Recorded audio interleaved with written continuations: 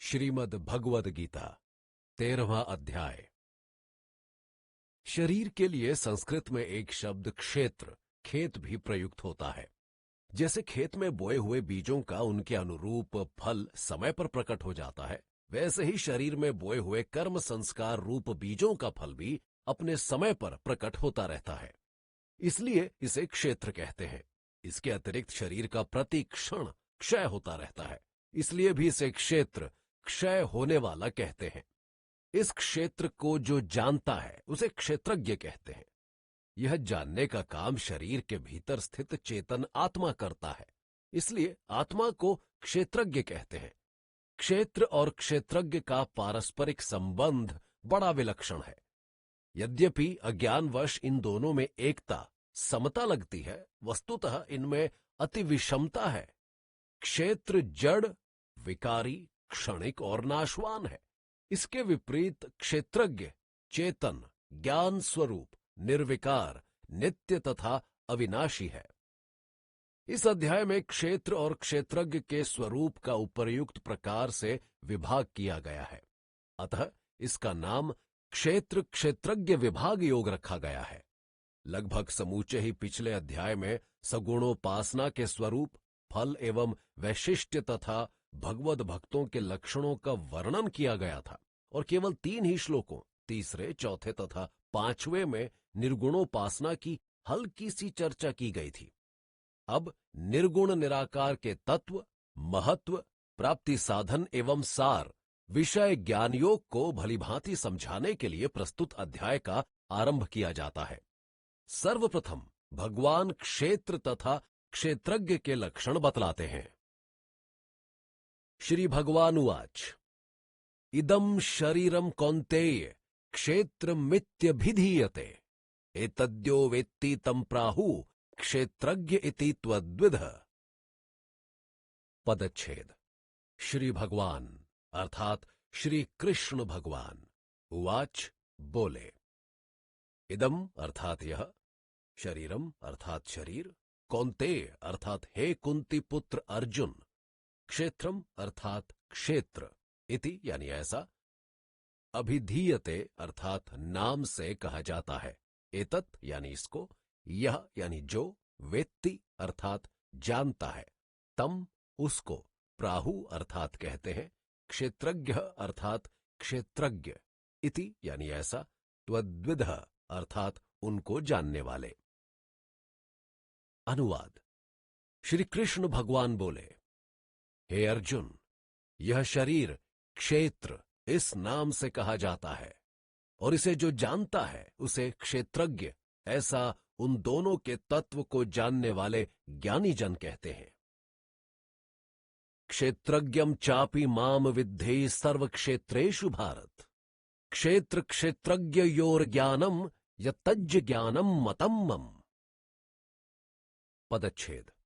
क्षेत्रज्ञम अर्थात क्षेत्रज्ञ को, च यानी और, अपि अर्थात भी, माम मुझको, विद्धि अर्थात जान, सर्व क्षेत्रेषु अर्थात सब क्षेत्रों में, भारत अर्थात हे भरत वंशज अर्जुन, क्षेत्र क्षेत्रज्ञो अर्थात क्षेत्र तथा क्षेत्रज्ञ का, ज्ञानम अर्थात जानना, यत यानी जो, तत् अर्थात वह, ज्ञानम अर्थात ज्ञान, मतम यानी मत, मम अर्थात मेरा। अनुवाद।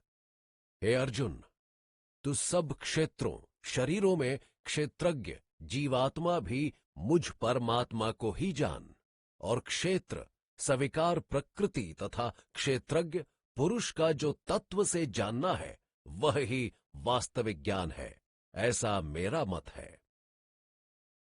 टिप्पणी। जीवात्मा और परमात्मा एक ही हैं, उनमें कोई भेद नहीं है, केवल प्रकृति के संग से ही भेद सा प्रतीत होता है। समस्त शरीरों में जो चेतन जीवात्मा क्षेत्रज्ञ है वह परमात्मा ही का अंश होने के कारण वस्तुतः परमात्मा से भिन्न नहीं है। परमात्मा ही जीवात्मा के रूप में विभिन्न शरीरों में पृथक पृथक की भांति प्रतीत होता है। जिस प्रकार की विभाग रहित स्थित हुआ भी महाकाश घटों में पृथक पृथक की भांति प्रतीत होता है। इसीलिए भगवान यहां कहते हैं, सब क्षेत्रों में क्षेत्रज्ञ भी मुझे ही जान। प्रकृति अथवा दृश्यमान जगत माया का कार्य होने के कारण क्षणभंगुर, नाशवान, जड़, सविकार तथा अनित्य है। इसके विपरीत जीवात्मा यानी क्षेत्रज्ञ नित्य, चेतन, निर्विकार, अविनाशी, ज्ञाता, दृष्टा और सच्चिदानंद परमात्मा ही का सनातन अंश होने के कारण स्वयं भी परमात्मा यानी पुरुष ही है। अतः क्षेत्र एवं क्षेत्रज्ञ परस्पर अत्यंत विलक्षण यानी विभिन्न है। अज्ञान से ही दोनों की एकता सी प्रतीत होती है। ऐसा समझकर समस्त मायाकृत पदार्थों के संग का सर्वथा त्याग करके परम पुरुष परमात्मा में ही एक ही भाव से नित्य स्थित रहने का नाम क्षेत्र और क्षेत्रज्ञ का तत्व से जानना है, और वही वास्तविक ज्ञान है। तत्क्षेत्रम यच्च यादृक्च यद्विकारी यतश्च यत् स च यो यत् प्रभावश्च तत्समासेन में शृणु। पदच्छेद। तत् यानी वह, क्षेत्रम अर्थात क्षेत्र, यत् यानी जो, च यानी और, यादृक अर्थात जैसा, च यानी तथा, यद्विकारी अर्थात जिन विकारों वाला, यतः अर्थात जिससे, च यानी और, यत् यानी जो, सह यानी वह, च यानी तथा, यह अर्थात जो, यत् प्रभावः अर्थात जिस प्रभाव वाला, च यानी और, तत् यानी वह, समासेन अर्थात संक्षेप से, में यानी मुझसे, शृणु यानी सुन। अनुवाद। वह क्षेत्र जो और जैसा है तथा जिन विकारों वाला है और जिस कारण से जो हुआ है, तथा वह क्षेत्रज्ञ भी जो और जिस प्रभाव वाला है, वह सब, हे अर्जुन, संक्षेप में मुझसे सुन। ऋषिभिर्बहुधा गीतम छंदोभिर्विविधैः पृथक् ब्रह्मसूत्रपदैश्चैव हेतुम दभिर्विनिश्चितैः। पदच्छेद। ऋषिभि अर्थात ऋषियों द्वारा, बहुधा अर्थात बहुत प्रकार से, गीतम अर्थात गाया अर्थात कहा अथवा समझाया गया है, छंदोभि अर्थात वेद मंत्रों से, विविधै अर्थात नाना प्रकार के, पृथक अर्थात अलग अलग, विभाग पूर्वक, ब्रह्म सूत्र पदहि अर्थात ब्रह्म सूत्र के पदों द्वारा, च अर्थात और, एव यानी भी, हेतु मदभि अर्थात युक्ति युक्तों से, विनिश्चित ही अर्थात भलीभांति निश्चित किए हुओं से। अनुवाद। यह क्षेत्र और क्षेत्रज्ञ का तत्व ऋषियों द्वारा बहुत प्रकार से कहा समझाया गया है और नाना प्रकार के वेद मंत्रों से भी विभाग पूर्वक कहा गया है तथा भलीभांति निश्चित किए हुए एवं युक्त युक्त ब्रह्म सूत्र के पदों द्वारा भी वैसे ही कहा गया है। टिप्पणी। ऋषिभि बहुधा गीतम। इसके कथन से भगवान का यह अभिप्राय है कि मंत्रों के दृष्टा एवं शास्त्र और स्मृतियों के रचयिता ऋषिगणों ने क्षेत्र तथा क्षेत्रज्ञ के स्वरूप को और उनसे संबंध रखने वाली सभी बातों को अपने अपने ग्रंथों में एवं पुराण इतिहासों में बहुत प्रकार से वर्णन करके विस्तार पूर्वक समझाया है। उन्हीं का सार, हे अर्जुन, मैं तुझे अब बहुत थोड़े से शब्दों में बताने जा रहा हूं।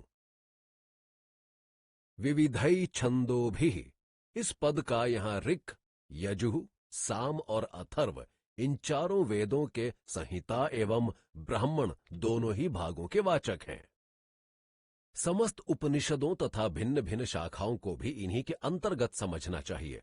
जो पद भलीभांति निश्चित किए हुए हों तथा सर्वथा असंदिग्ध हों, उन्हें विनिश्चित कहते हैं, और जिनमें विभिन्न युक्तियों एवं तर्क वितर्क के द्वारा सिद्धांतों का निर्णय किया गया हो, उन्हें हेतुमत कहा जाता है।